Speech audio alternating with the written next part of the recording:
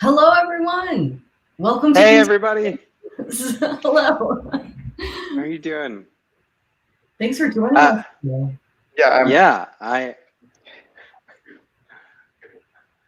So we should probably I'm introduce great. So, ourselves. You are great, but you want to tell us your name as well?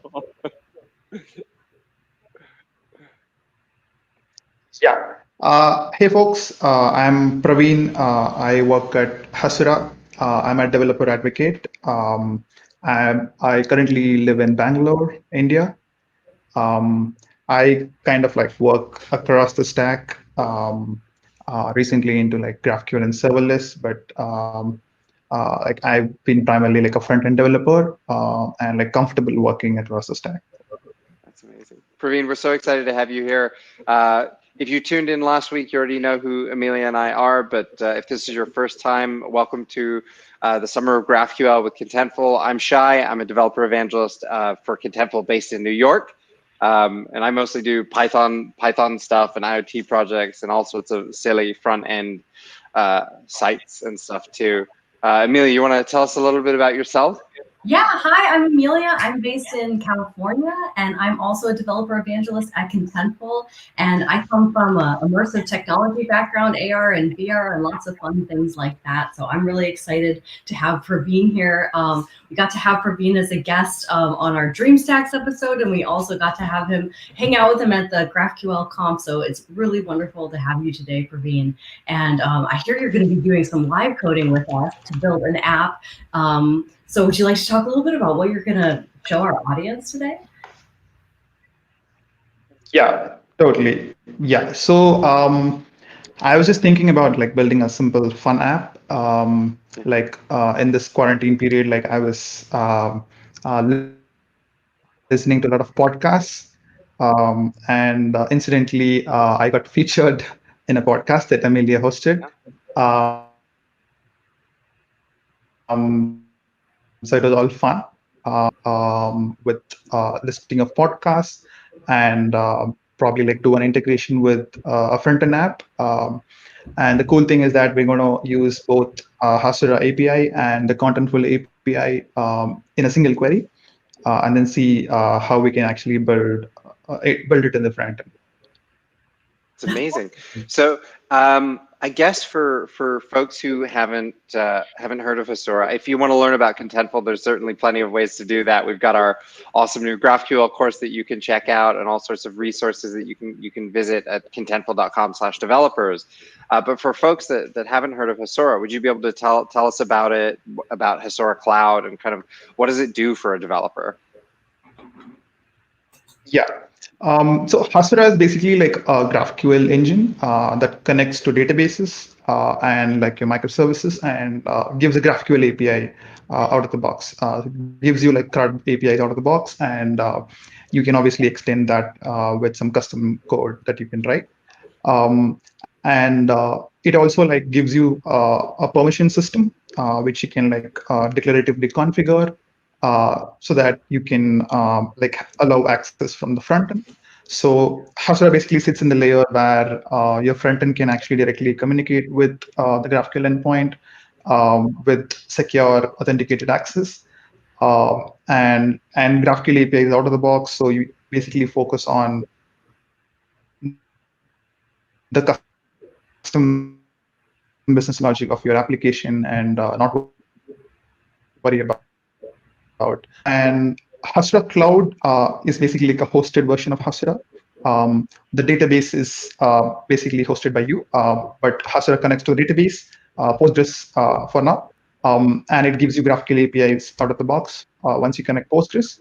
And once you have the API, you can also like use the cloud features like scaling and caching and so on with Hasura Cloud. So we have like a free tier which developers can start using, create projects, and you have an instant GraphQL API on cloud.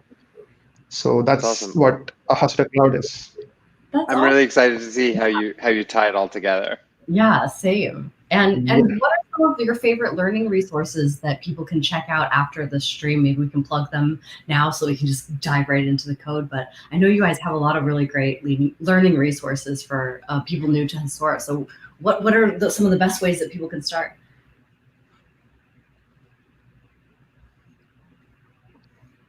Yeah. So we have like a bunch of tutorials that we maintain at Hasura in the URL hasura.io/learn. We have like open source front-end tutorials with integrations with all the popular front-end frameworks. So you can base your GraphQL learning journey through your favorite stack, like probably let's say React, or if you're into Angular, or if you're Vue.js, or if you're a mobile developer, you can start off your journey through that framework, and you can use the Hasura endpoint, which is pre-generated, and build the front-end stack on top of that, right? So, and obviously we also have the backend tutorial to set up the GraphQL backend with Hasura pretty quickly. So it is our learn tutorials which are open source, and it's available for free for everybody to try it out. And apart from that, I think this particular YouTube series is also supposed to be a good learning resource going forward for everybody, right? So everybody learning GraphQL from scratch. So I'm excited to be part of that as well. That's awesome. Should we dive into code then and get started? Yep. Sure. Cool. So I think Angie can just pull up your screen since it's if it's being shared. There we go. Yeah. All right. So we're building an app. I know we were talking before the stream about some of the things that we might want to do, but what are you thinking today? Give me an overview of kind of what app we're going towards, or what website we're going to be making. I was thinking we can just build a simple listing of podcasts and like having a way to bookmark your podcast and then refer back later, so that we can also like have a way to showcase how you can do permissions and authentication with Hasura, and also make use of Contentful's APIs, right? So yeah, the idea is to have Contentful storing some assets for you and behaving like a CDN for you on the images and so on. And Hasura will take care of your user data and specific permission layer around that. And obviously the front end will be Gatsby. We can just spin up a simple Gatsby app and do a query and then just do a listing. Let's do it. Awesome. Yeah. And just for anyone in the comment or on the stream, if you'd like to leave comments, if you have questions, let us know, and we can definitely answer whatever questions come up. Amelia and I are going to be asking questions too as well as we go. But I guess we should get started and dig into it. So let's do it. Yeah. Just quickly before we start, this is the resource that I was mentioning, hasura.io/learn. You can look at this for the tutorials, and you will be building like a real-time front-end app with the Hasura backend, right? All right. So let's get started. I'm going to just deploy a Hasura instance on Hasura Cloud. So I'm going to create a new project on Hasura Cloud. So for Hasura to work, you need a Postgres database right now. And like I'm going to provision a Postgres database with Heroku. Heroku has a good free tier with Postgres add-ons. And I'm just going to connect to Heroku. And once I'm authenticated with Heroku, I'm just going to get a database URL back, right? Yeah. So this is the database connection URL for your Postgres instance. I'm just going to click on create project. So what Hasura does here is that it connects to this connection string, the Postgres connection string, sets up some metadata that is required for Hasura to function. And once it's all ready, you will have like an API endpoint on the cloud that you can just quickly start exploring, right? I'm impressed by how fast that was. I would expect that to take at least a couple minutes. If you were going to do it by hand, it's a few migration scripts and stuff. That was very fast. Yeah. So right now, Hasura is initializing, and you will have some metadata being set up with Postgres. Right now, there's also like multiple regions that we are in the progress of supporting.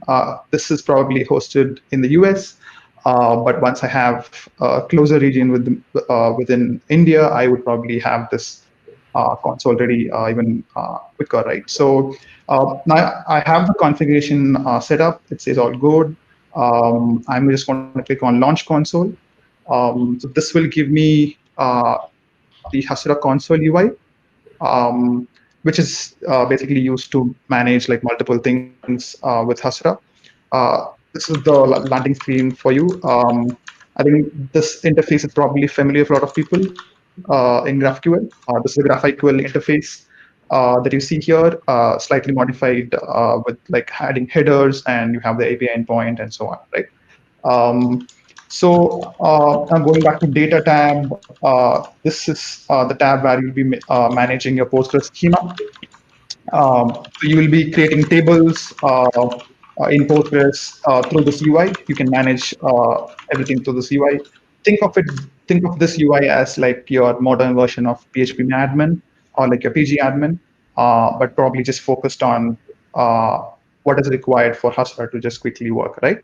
For this particular app, I'm just going to create a few tables. We're going to have some users, obviously, for an app, and we're going to have some podcast-related listing kind of a table, and then we'll also connect them with Contentful. So I'll just start off with creating a table called users, which will typically have an ID, which will be like an auto-incremented ID. The user will have a name. The type will be of type, a text. Then we'll also have like an email, which will again be of type text. And I can also like put in a created at timestamp to just insert the timestamp, right? Uh, so this is all Postgres, right? So internally, this UI is going to just convert it into a create table statement in SQL. And I'm just going to select my primary key as ID. We can skip all of these and just add table. So this is just directly interacting with Postgres. You have created a table in Postgres called users with all of these columns, right? Now, if I head back to GraphQL interface, I can start seeing the APIs being generated for this particular table. For example, I have a query for users, which I can use to fetch the ID, name, and email, right? Obviously, the data is empty, but the idea here is that you create a table in Postgres through Hasura, and then everything started to work on the GraphQL side because APIs were generated automatically for you to quickly generate APIs, right? So I'm impressed at like how much nicer this looks than PHP admin. We had a comment from Stefan on the YouTube reminiscing a little bit about PHP admin, and I remember PHP admin being awful, absolutely awful, and this is already much nicer. Yeah. Yeah, probably like stripped off all of the other complex functionalities, but yeah, this is pretty much enough for you to like browse your data and like modify the schema and so on. Like you still have like all of the control to add foreign keys and unique keys and so on. In case if this doesn't allow you to do something, you have the SQL window where you can just type in your SQL statement directly and interact, right? So that's the whole idea. So I'm just going to make use of the auto-generated mutation that I got from Hasura. So to insert a user, I'm just going to use this mutation. Yeah, GraphQL auto completes everything for us. That's the awesome features. I'm just going to give my name. Then I have the email. You got to be the first user. You can't have that be someone else. It's the perks of making the database. Yeah. So I have the name and email, and I let the database decide the ID and the created at timestamp, which has a default value. I'll return back the ID, and I've got the mutation working. So ideally, if I go to data tab, the users, I can see the data being inserted, right? So now what I can do is I can actually make a query which will call the users table for the same, and we'll get back the data in the same format, right? So what you've done so far is just created a table, used the auto-generated APIs that Hasura gives you. This is like a pretty good start for you to like quickly test out a direct mapping to the database tables. Um, for this particular app, we have other table requirements. So I'm going to create, like let's say called a podcast show table, which will have the listing of all the podcasts. I'm just going to give it a type text so that it comes from Contentful. Um, Obviously, the podcast show will have an owner. I'm just going to give it an owner ID of type integer. This will map to the users table, and we can also have like a created at timestamp, right? When the show was created. I'm going to leave out the other details about the podcast, like the name or the cover image and the description and so on. So this is supposed to come from Contentful, right? So we look at how that's going to happen in some time. But for now, I'm just going to create this table, which will just have a listing of owner ID and the ID and the timestamp. In fact, since I have the owner ID column here, which is going to be of users table, I can just add a foreign key. So foreign key in database is in database terminology is that the value of the owner ID has to be equal to value inside the users table, right? So I'm just enforcing that constraint, um, and I'm just mapping the owner ID column to be the ID column of the users table, right? We've just done a mapping of the owner ID column in this particular table to the users table's ID, enforce a constraint. And I'm just going to add this table. This should now be created. Yes. So obviously, again, we will have the auto-generated APIs for this table. But interestingly, now what we can do is we can also set up a relationship from this table to the user table, because a podcast show has an owner. So you should be able to like also query the owner from the same table. I'm going to rename this relationship to owner, and I'm going to save this. So what this lets you do is you can like start nesting queries. So if I do podcast shows, I can do ID and the owner ID. But also now I can start getting the owner details by just doing a relationship, right? So because there's no data obviously, but the idea is that you can now do queries which are nested and are connected in different nodes. So this is like the relationship aspect of querying, right? Um, I also probably need another table which will have the user and the podcast that they are subscribed to. So I'm going to say user podcast subscriptions. Here we just need the user ID, which is of type integer, and probably the podcast show ID, which is again of type text. And probably we can also have the timestamp by default. The primary key will be a combination of user ID and the podcast show ID, because one user is supposed to be subscribed to that same podcast only once. So we are having this combination of primary keys. I can also quickly add the foreign keys for this. The user ID will again go to user's ID, and another foreign key to podcast show, where the podcast show ID will go to the ID of podcast shows table. So I've added a couple of foreign keys. I have a few columns here.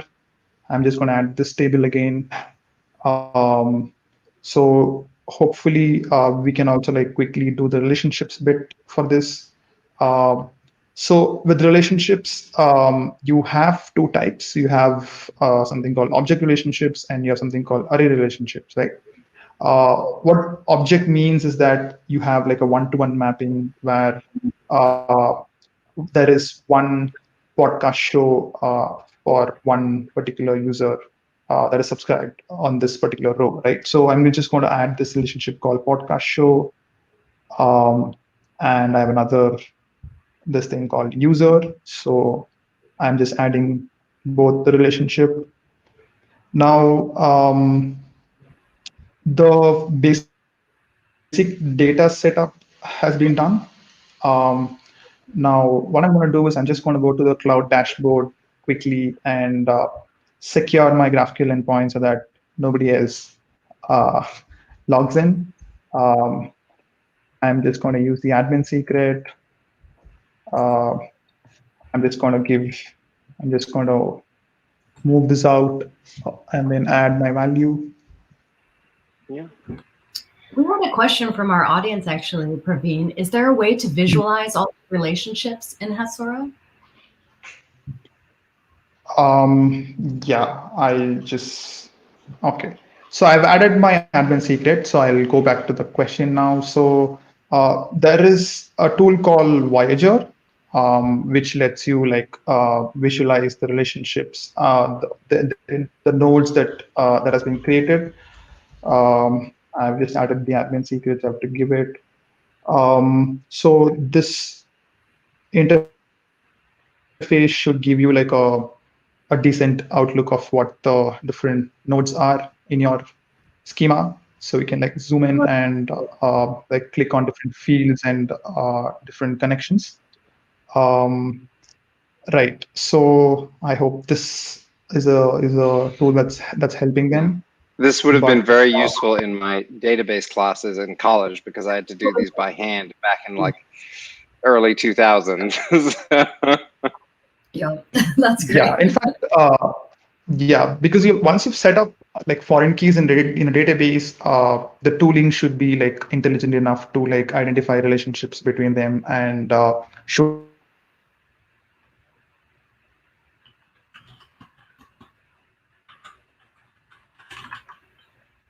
Praveen, you still there? So, between two different tables and so on, right? So what Voyager is doing here in a sense of there is a relationship between two different nodes and it's able to like, I'm just going to launch console again and then enter my admin secret so that the flow works. So I have the admin schema goes away because I don't have any permission to query this endpoint, right? So I enable back and I have everything come back. Yeah. While we're on questions, we got a question from Dragos. Would you be able to go into a bit of detail about the GraphQL limit parameter and how that works? Got it. So if I, let's say, do a query for users and ID and name, here we're not limiting on how many rows from the database that we want to fetch, but I can give an argument called limit, which I can specify as 10 or something, typically used in pagination and so on, where you want to limit the number of rows that you want to display in the UI, and also probably used in combination with offset to like offset the results that you want to display, right? And that should also be, that's probably also in all the kind of auto-generated docs if a user is maybe using GraphQL for the first time and they want to learn more about like those options that are available. I'm assuming you can click the docs since it's GraphQL and you can kind of see that stuff in action as well. Yes, yes. In fact, if you look at the Explorer here on the left, you have like the order by for performing the sort, ascending and descending sort. You have the var clauses and like powerful var clauses where you can specify Boolean conditions, which will nest across multiple tables. And so, and everything is like generated automatically for you. So I can also like specify ID equals 1, and this will you'll get yourself just filter out all users with the ID 1. Yeah. Yeah. So the offset is 10, so my data won't be coming. So I've removed the offset. So and if I do 2, you won't get obviously anything because there is no 2 yet. Yeah. Right. Yeah. So what I'm going to do is right now what we have is an admin secret based permission. Obviously, this if I remove this, none of this works. So I'm just going to set up some permissions. so that things work without the secret. So I'm going to head to the data tab and go to the users table, and I'm going to go to permissions. I'm going to set. I'm going to create a role called public, just so that anybody in the public can just access this data without any conditions. So I'm specifying this as a role called public. Here we can specify permissions for any of the 4 operations, the thread operations. I'm just going to select without any checks and allow access to all the columns. And I'm clicking on update permissions. So what this does is, if I go back to the interface, if I remove the admin secret as well, I should now be able to start querying for the role public. That makes right? sense. So what I'm going to do is I'm going to go to the so I'm going to add an environment variable to allow that to happen. What I'm going to do is I'm going to add this role, a public, uh, and say that it's an unauthorized role. So whenever you make a request without an admin secret or an auth token, Hasura assumes that the role is public, or whatever the value that you configure here, and apply the permissions for this particular role uh, for whatever table that you've configured, right? So now if I go back and like probably refresh the graphical tab, um, now I've removed the admin secret. It's not enabled anymore. I can only see the users table queries, right? And I can't see the podcast tables and so on. So because I'm not given permissions for those tables. So we have specifically given permissions for the user table. So I can just fetch the user ID and name, and it'll just work, right? So the next thing that we're going to do is, obviously we have not wrapped up the podcast show table because we have just a couple of columns here. We have to set up the contentful data model now, to bring in that data here. So I'm going to go to my content model in Contentful. I've actually pre-created this podcast show model with just 3 fields. It has a name, it has a cover image, and it has a slug, to just uniquely identify what the URL of that is, right? Um, and I have, I think, created a couple of items. This is one of my favorite podcasts recently, and obviously there's DreamStacks podcast that I created. We were going to scold you if you didn't include DreamStack, so it's good that you Yeah, preempted this is that. the first thing that I created. This is the first thing that I created. So yeah, um, I'm just going to now add this content model through the GraphQL API that Contentful gives us. I'm just going to head to their docs. If you look at the API endpoint for the GraphQL API, this is the format. So I'm going to just copy this. I'm going to go to my Hasura console. We have something called remote schemas in Hasura. What it does is it lets you add your external GraphQL servers into Hasura and then merge all your GraphQL types into one single endpoint so that you can start querying through Hasura. Right? So here I'm going to add the contentful schema as a remote schema. The GraphQL server URL is going to be the contentful space URL. So to fetch this space ID, I'm going to go to the API keys, where I already have created an API key for my space. I have the space ID, so I'll copy this. I'll replace it here.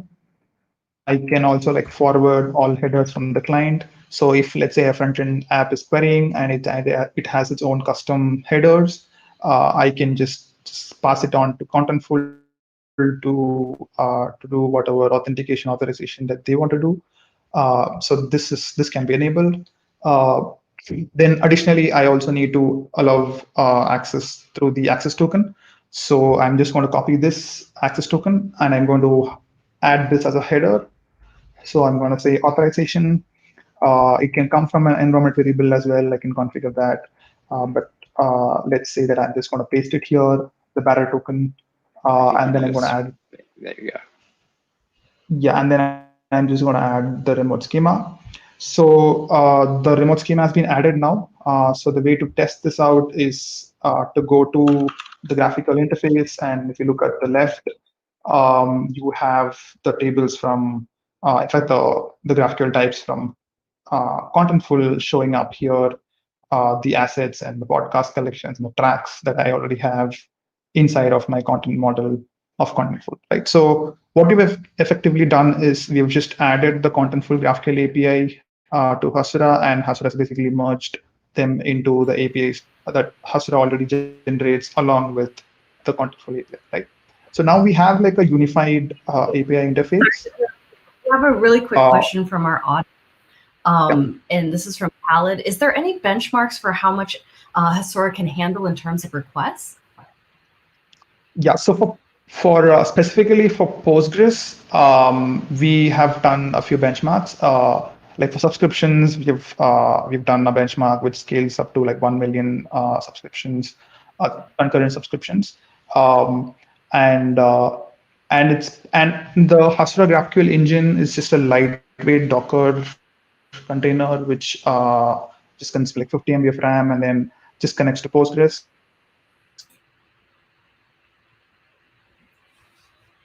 So some of the performance constraints are also part of what your Postgres database can do.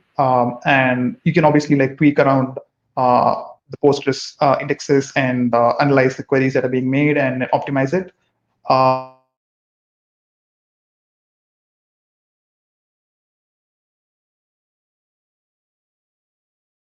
So part of it is optimizing Postgres, and part of it is like giving it necessary resources to Praveen, would you be Hasura. able to repeat that? In fact, I can We actually lost quickly you show at you if I talking about make like this query optimization. called users ID and name.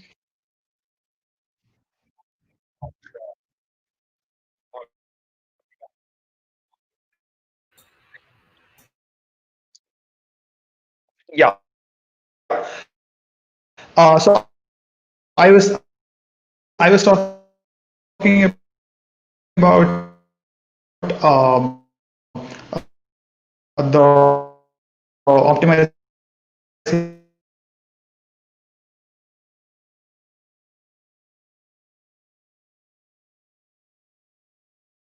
Sorry, everyone, for the internet struggles.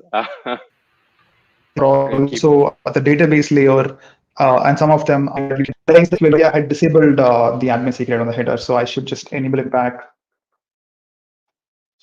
I can just enable this, make this query, and analyze it. So if you look at this, this is the generated SQL that Hasura generates for the GraphQL query that is being made. This is the execution plan that is being generated.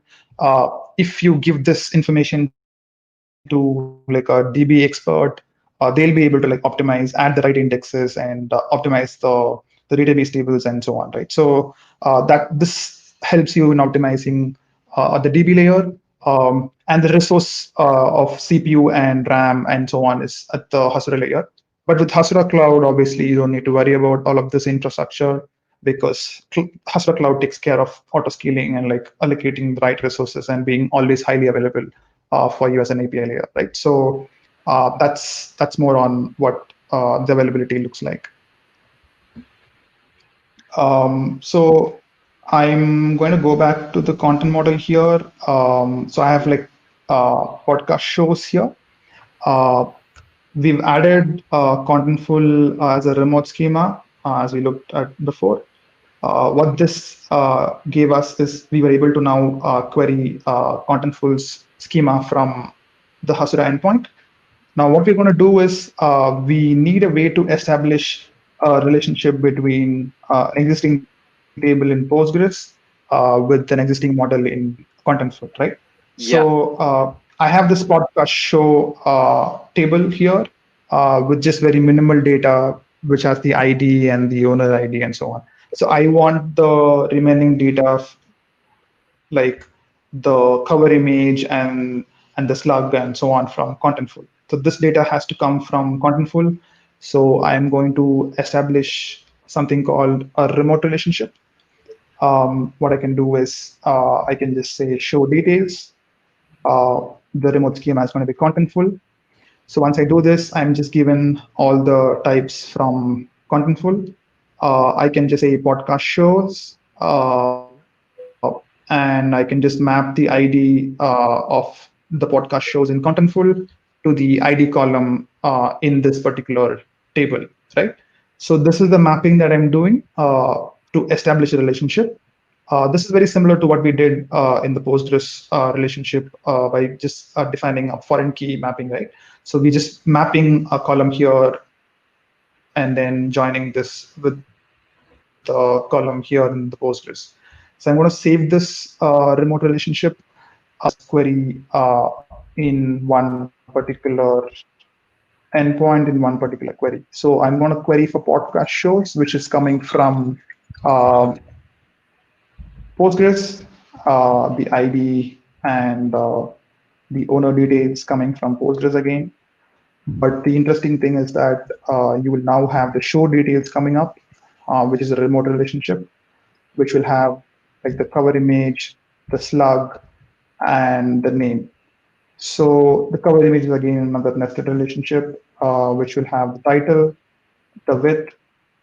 I'm just going to, so once this And then the query is URL made, as well, since and then the URL, yeah. So what this query is doing is some parts of the query is being fetched from Postgres, and some parts of the query is being fetched from Contentful, and everything is done in one shot, and the client receives it in one particular endpoint query, right? So to test this out, I'm just going to add some data. I'm going to add a podcast show. I'm just going to go to Contentful and go to the content that I'm already created. Let's start with Dreamstacks. So this entry will have its own ID. I'm just going to copy this. I'm going to go to this and enter this. And I assume the owner to be just one, which is myself. I've now inserted one row. I'm going to go back and add another podcast, and the ID for this,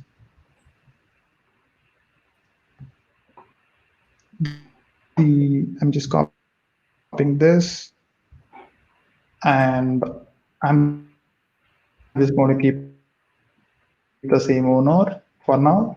So we have like a couple of podcast shows mapped with Contentful. Now, if I make the same query again, you see the ID owner details coming from Postgres, and the show details actually is coming from Contentful.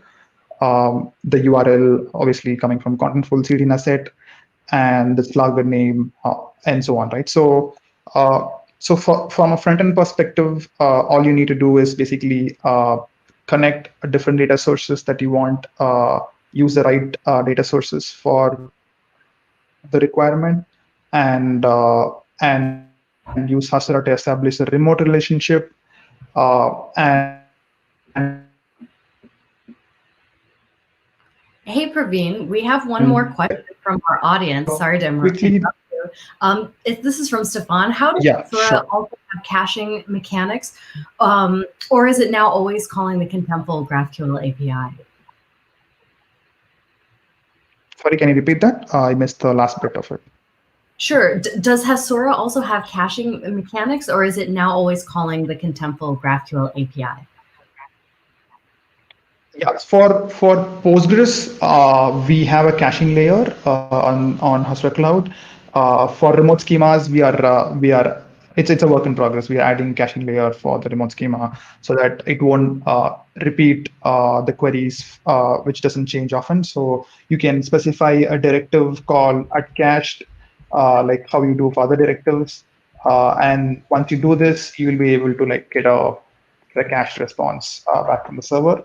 This will be possible in Hasura Cloud, right? So this is really cool at how like simple you've for folks that are new or just jumping in. We're kind of knee deep in schema stitching, and I'm a huge fan of this. Like the kind of examples that you can do when you can tie GraphQL APIs together are really powerful. Like you could have a product scheme that's managing like the text of your products or your shoes or whatever, and keep that separate from like the engine that's like driving the purchasing or something like that. You need a database to keep track of those orders, and you've built like an internal e-commerce platform. You'd be able to, using something like this, you'd be able to combine Contentful and manage the products with the actual selling part with the Postgres database. And so this is really cool what we've been able to get accomplished pretty quickly in just 40 minutes. So I'm really excited by this.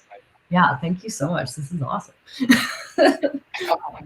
Yeah. Another cool thing is that like since you can add as many remote schemas you want, you can basically have different remote schema for different use cases. Like your blog can be a different endpoint, and you can actually add another Hasura server as a remote schema as well. So you can just have different teams working on different things, and you can add them as separate schemas, right? And all of them possible primarily due to GraphQL's type system, which enables all of this magic to happen. Yeah, I really like this integration as well, because I know, there are definitely times developers need real databases to make the kind of robust applications that they want to, but I think it's pretty unrealistic for those non-technical folks to be using databases or making inserts into stuff like that. So by pairing it with Contentful, you get these really I think powerful experience where a developer has everything that they need to be successful, and the non-technical editorial team has the interface that they need to be successful in it. But it's been 40 minutes and we already have schema stitching and things like that. So so where should we take this next? What do you want to do next? I know you mentioned the Gatsby layer, or do we want to spend some more time here? Or Yeah, so just like a quick one more layer on this for the permission bit. So right now what we've added is like a public permission, which lets anybody query a particular table, right? So before moving on to the Gatsby bit, I think I just want to showcase one more permission layer, which lets you filter out data for who the owner is. So let's say you're logged into the podcast app. You want to be able to fetch only your own subscriptions, right? So you want to be able to filter out that data and securely access it from the front end. So so to quickly showcase that, I'm just going to add another user and set up another permission. I'm just going to add Amelia, and I'm just going to expose her email if this is the right one. Yeah, I've added this. I'm just going to edit this owner ID to be 2, which is Amelia. And now I'm going to add a permission for the role user, which will be of type select. For type select, I want to be able to check before allowing access. I want to be able to allow access for the for podcast shows. I think anybody can access. So we can go to user podcast subscriptions and allow access only if the user ID matches the ID who's logged in, which will say X Hasura user ID, which is a session variable that comes in. So I can just show you a quick demo on the graphical interface with this, and then this will be a little more clear. I've added a permission which basically allows access. Oh, sorry, I just modified the public role. I should have done this for the user role. I'm just going to go to repeat this for the user role, allow access to this, and say permissions. Right, so I've given access for the user role. What I'm going to do is I'm going to remove the admin secret, and I'm going to say Hasura role user, and Hasura user ID being 1, add back the admin secret. Now if I query the podcast subscriptions, I can get the user ID and the podcast show ID. Right now the data will be empty, so what I'm going to do is quickly add some more dummy data for this. The user ID. So I'm just going to copy this. user ID is going to be 1, and the podcast show ID. Just for another data set, I'm just going to add another one, the user ID 2 and the podcast show ID 2. Right. So now if I make this query, you can see that because I've passed in this header for the user ID to be 1, I'm just getting the details for the user ID 1. So if I change this header to 2, I should be able to get only the second user's details, right? So this will let you like filter out access, like do secure front-end querying, where you will get only your own data, and like you can declaratively do permissions around that, right? So yeah, this is one of the things that I want to show. But now let's jump into the Gatsby app, I suppose. So for the Gatsby interface, I just have like a simple the boilerplate of the Gatsby starter, the Hello World starter, I guess. Let's run this to see what is happening. But I can also show you the Gatsby config. Um, so Gatsby has this plugin called Gatsby Source GraphQL, where you can add a GraphQL endpoint, and then it will just merge all of them into the Gatsby's data source, right? Which you can use to start querying. So what I'm going to do here is I'm going to replace this local endpoint with my Hasura Cloud GraphQL endpoint, and I'm just going to replace this. Um, yeah, I'm just going to replace this. We don't need any specific headers, so I'm just going to remove all of this. So we're just going to be taking that public role.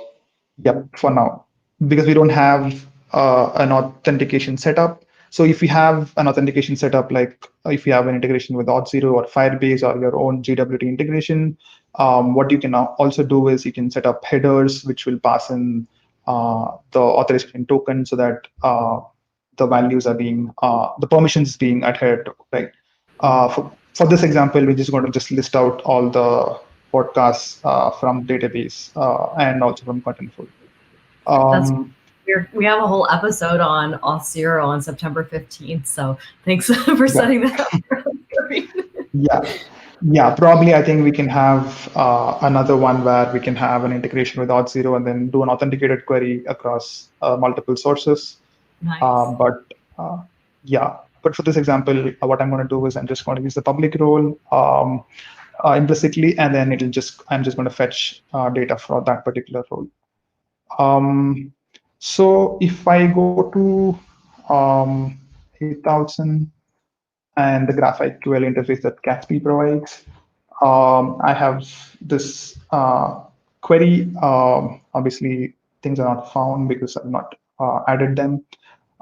So what is happening here is that it merges what we've added from Hasura.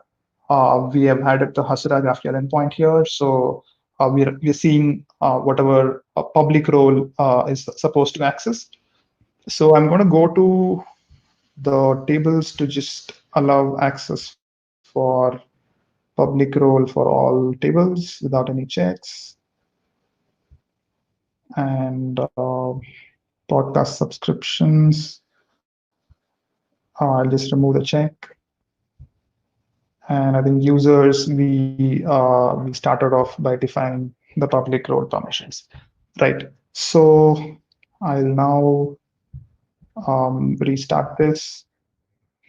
So what this will do is now it will expose more fields here, which are allowed for the public role. And we can start building out the query here. Yes. And what we're going to do is we're just going to import this query on this page and then just do some small templating over here. Now I'm just going to refresh this. I can now start seeing podcast shows here. So I'm fetching podcast shows, the ID of that, and the show details, which will have the cover image, the slug. Cover image obviously will have the URL, and the name of the show, right? So if I make this query, we're just getting back the data that we saw in the graphical interface of Hasura. So I'm just going to make this query and just going to rename this to podcast query. I'm just going to copy this. So in Gatsby, once you have configured the source plugin for the GraphQL interface, I can just import GraphQL from Gatsby. And what I can also do is I can just paste the query, the GraphQL query, and just going to close this off. And so what we're doing here is passing in the GraphQL query to the Gatsby layer. So when the build is happening, it will just make this query and then it will fetch data for you. This will be available as a prop in the data prop, and we can just return some data here. So now let's just do a simple console log to see what the data looks like if this query is being made. This is the landing page of the default starter. Just going to refresh this. And if you look at the console log here, I have data coming in from Hasura, and Hasura is just a type name that we've just wrapped it under. Yeah. And podcast shows are being fetched here. Obviously, the ID and show details and so on. So we got. So yeah. I was gonna say we got to take out that astronaut, and we've got to replace the astronaut with the DreamStacks image. With the DreamStacks. Yeah, that's what I'm going to do.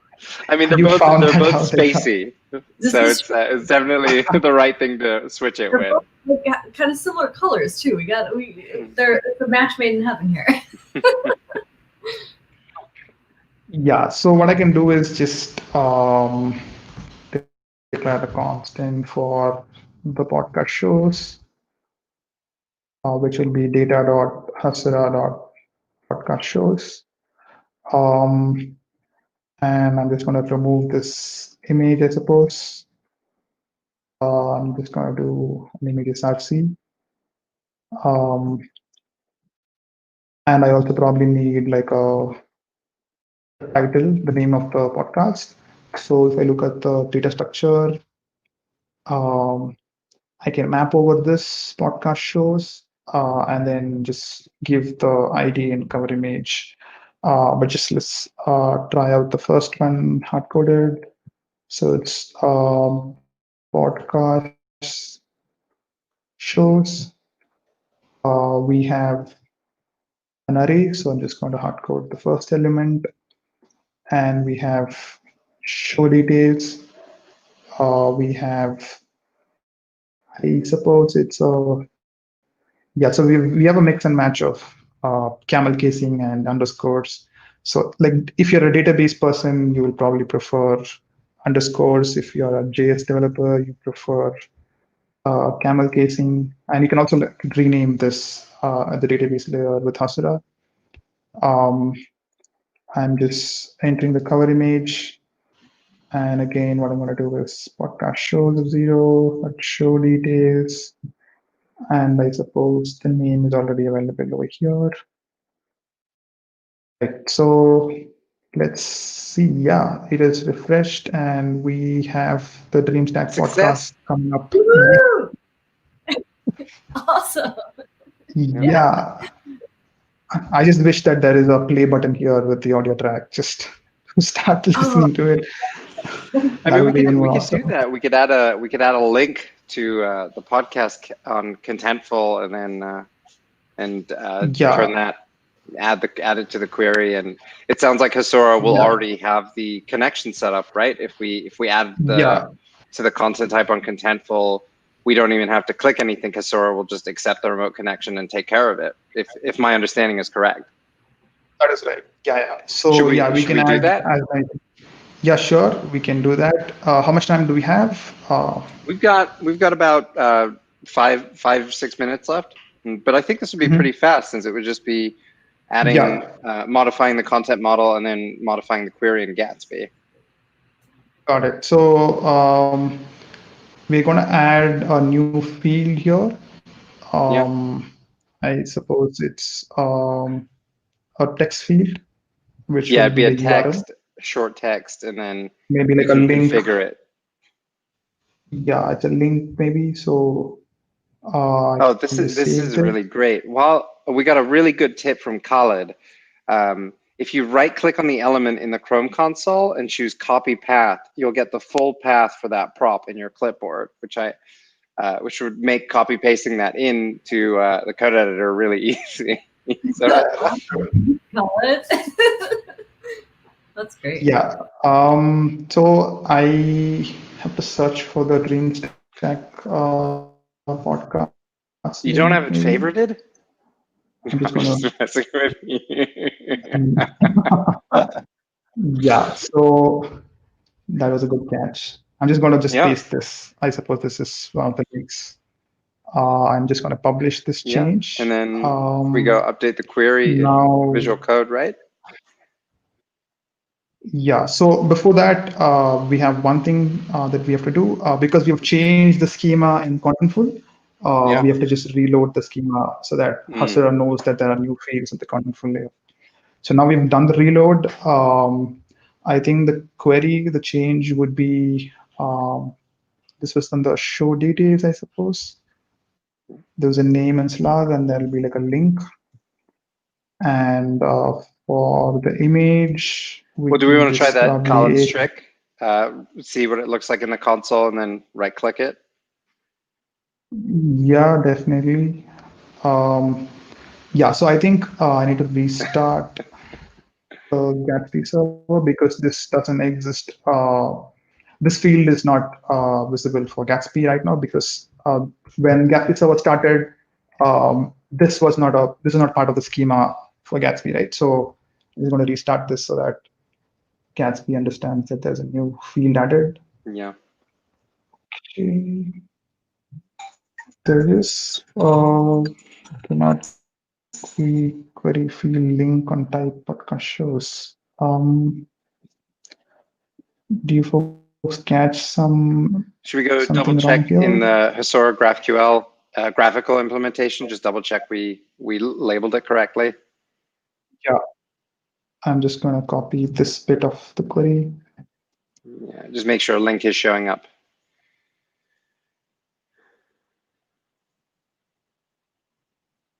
Query. Yeah, we do have the link showing up on Hasura interface. Yeah, we do have the link coming up here. Yeah. Okay, I think this is going to be It might be a caching what thing. I Sometimes you have to assumed clear it was. the Gatsby cache. Yeah, I've just removed the Gatsby cache now, so fingers crossed this time. Yeah, so this is uh, probably the cache. So I think I'm just going to assume that this is going to work the next time, Yeah. and I'm I going feel to try like out. half the time I struggle with Gatsby issues. It's because I need to delete the the cache. Gatsby cache. Yes, yeah, that's totally true. Yeah, so I have this data structure here. Hmm. Um, I have the show details. I have the link obviously coming up. So And I then have we the can. copy property paths. And I think I can just do an ahref on this. So instead of Hasura, we already have Oh, that's a the great podcast tip shows. that we all just learned today. Yeah. Can you close the Um, A tag? yes. Right. There we go. Yeah, we have it up and ready.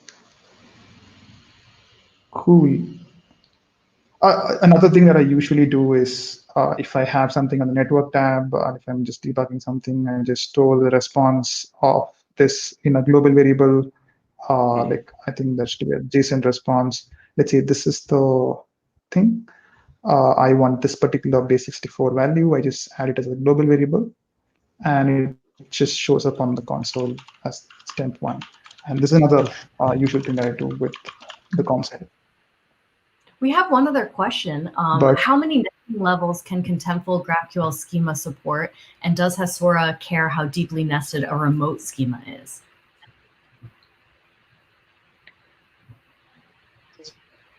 Yeah, so we don't have any restriction on how deep your schema can go. This could be any level of depth on. So whatever your external GraphQL server is, in this case, it's contentful. So however deep your contentful source is, it can go as deep as that. So it's just basically GraphQL type just being nested out, right? So there's no restriction on that front.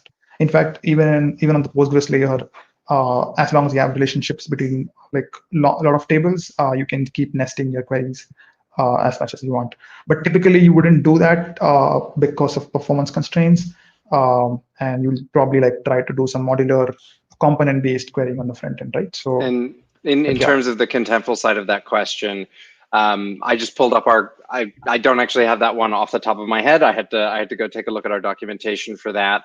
It looks like we have a limit of 11,000 entries in one request, and you can set limits as well. So you can manually enforce limits. So if you want to limit it to 20 or 30 or something. I know with our JavaScript SDKs we have built-in like a built-in default that gets triggered when you make a call on the JavaScript SDK, and you can go ahead and expand that out if you need to. But it looks like, at least from my brief skimming of the GraphQL documentation, and one of the Contentfulers in our chat can jump in and correct me if I'm wrong, it doesn't look like we have any limits beyond that 11,000 entities in a request that I'm seeing. But again, yeah, if someone in the Contentful chat can tell me if I'm wrong, and we'll make a correction. Yeah, on that note, I think even with Hasura Cloud, what you can also like do is if you want to like explicitly limit the amount of requests that is being made, you can like do API limits. You can configure rate limiting for a particular IP or for a particular user, and the depth limit of how many levels of depth of your query that you're able to make. So this is all configurable, obviously, but the default settings obviously like let everybody query whatever levels. But in production, obviously, you will set up some configuration rules to not allow DDoS attacks and so on, like by just restricting what levels that you want to query on. So this is all configurable on the Pro tab.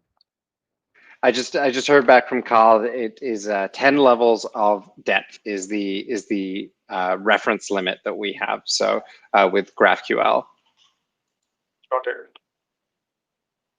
Yeah, so Hasura basically, if you add it as a remote schema on Hasura, those 10 levels will be respected as it is, I think. So that the same restriction applies across all schemas.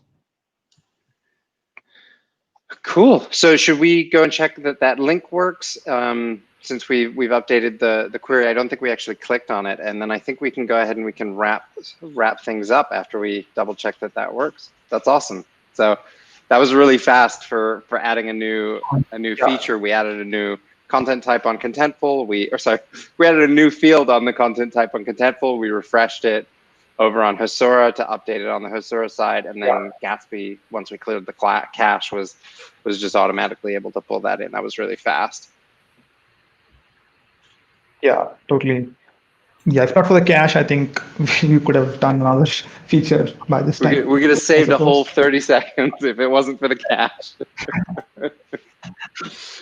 That's awesome. Well, I think unless there are any other questions, we can go ahead and start closing things out. Praveen, it was so great having you with us. Thank you so much for bearing with the internet issues. Praveen was telling us that his internet went out earlier today, and so he spent a good chunk of today coming up with a backup solution and figuring out how he could still make the live stream. Where can folks find you, and where can folks learn more if they wanna keep learning about Hasura and keep learning about GraphQL? Yeah, so my Twitter handle would be Praveen Web.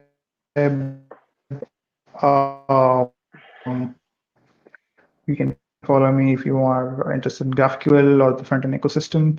to the Learn tutorials on Hasura. We have like pretty good get started with your GraphQL journey. And just like basically like try out a Hasura project, just deploy a project on cloud, and then experiment with all the features that you have. Yeah, that's awesome. Thank and you then so from the and next, and it was just such a wonderful time. The second session I get to spend with you learning about Hasura, and thank you so much for your time. And thank you so much to all of our participants and amazing questions we got from our audience. Next week, we'll be back with Stefan Judas, another awesome question asker today, and one of our great colleagues and friends. He'll be talking about rich text in GraphQL, so please join us. It'll be the same day, Tuesday, same time. And thank you so much, Praveen. We're really excited to have you, and we hope we get to do another one of these again with you soon. Yeah, and if you're looking to learn more about Contentful and our GraphQL, we do have this really amazing course that Stefan put out that you can check out on the Contentful website. If you've built something using the Contentful GraphQL API, we have super secret limited edition swag that once it's gone, once it's gone, that's it. So you can check that out on the Contentful site if you search for Contentful GraphQL swag. And also we have our Contentful developer homepage, which is kind of the go-to place for everything in terms of the developer experience of Contentful. That's how you get into our community Slack. That's how you get access to our forums. That's where all of these videos will be posted. And we'll be putting up the full schedule there for the remainder of the summer. Amelia mentioned that Stefan's coming back next week, and then we have Khalid that'll be joining us the week after, and we've got a whole great lineup of amazing guests and folks that we're really excited to have on. I know we talked a little bit about Auth0 today, and they'll be joining us, I believe, on the 15th, and we have some other folks that we're really excited about that we haven't fully announced. So make sure to head on over to contentful.com/developers, where the schedule should be up later this week. And if you have some questions that you didn't get a chance to ask, please ask us in the Contentful community Slack. We'll be hanging out there, and we're happy to answer any of your questions there as well. Thank you so much, everyone. Bye, everyone. Bye.